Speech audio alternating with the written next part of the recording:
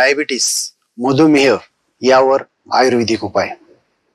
दररोज रात्री 10 पनीर फूल पाण्यात भिजत ठेवून सकाळी ते पाणी गाळून घ्यायचं।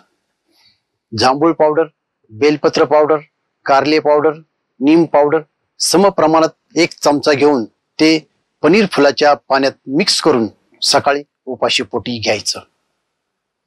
जर किडनीला इन्फेक्शन नसेल किंवा काही आजार नसेल तर आठवड्यातून एकदा सीताफळाची 4 पाने सकाळी उपाशी पोटी खायची।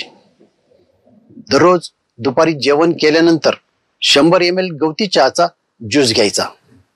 त्यानंतर 2 तासांनी थंड पाण्यात भिजून ओला केलेल्या सुती कॉटनच्या कापडाचा लपेट 30 मिनिट करावा।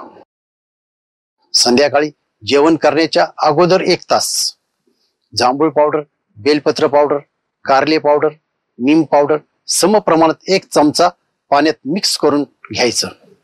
त्यावर 1 तास काही खाऊ पिऊ नये। संध्याकाळी जेवण केल्यानंतर 2 तासांनी 15 मिनिट गरम पाण्यात पाय ठेवायचे। त्यावेळी थंड पाण्यात भिजून ओला केलेला नॅपकिन डोक्यावर ठेवायचा। रात्रीचं जेवण संध्याकाळी 6 वाजता करायचं। दररोज 30 मिनिट ध्यान धारणा करायची।